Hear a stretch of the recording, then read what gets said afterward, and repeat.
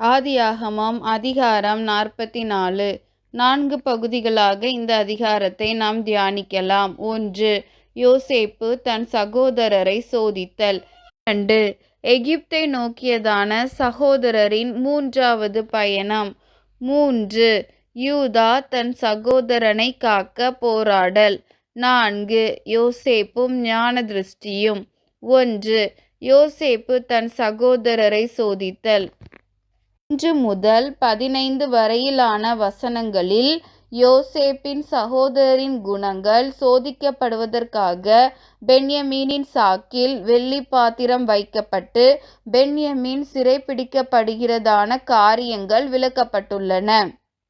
பென்யமீன் சிறைப்பிடிக்கப்படும்போது மற்ற சகோதரர்களின் குணம் எவ்விதம் வெளிப்படுகிறது என்கிறதை யோசேப்பு சோதித்திருக்கக்கூடும்.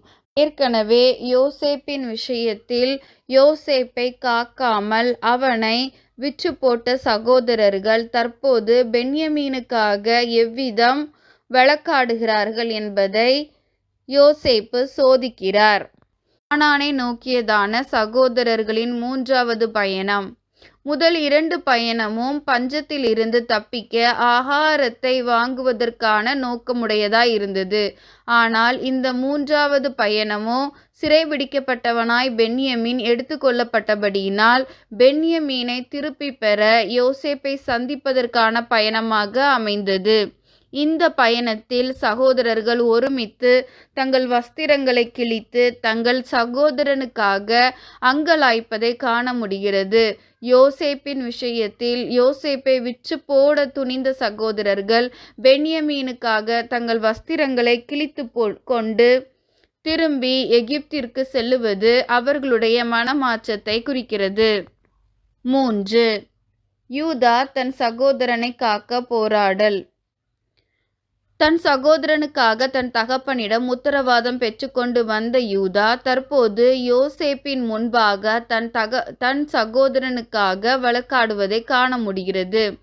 யோசேப்பின் விஷயத்தில் யோசேப்பை கொன்று போடாமல் விற்று போட ஆலோசனை கூறின யூதா இங்கே தனது பென்யமீனுக்காக தனது சகோதரனுக்காக யோசேப்பிடம் மன்றாடுவதை நாம் காணலாம். பென்யமீனோடு கூட தாங்களும் யோசேப்புக்கு அடிமைகளாவோம் என யூதா குறிப்பிடுகிறார். ஆனால் யோசேப்பு வெள்ளி பாத்திரம் கண்டெடுக்கப்பட்ட பென்யமீனை மாத்திரமே அடிமையாக எடுத்துக்கொள்வதாக கூறுகிறார். மேலும் பென்யமீன் வரவில்லை என்றால் தன் தகப்பன் மரித்து போவார் என்பதையும் யோசேப்புக்கு யூதா விளக்குகிறார்.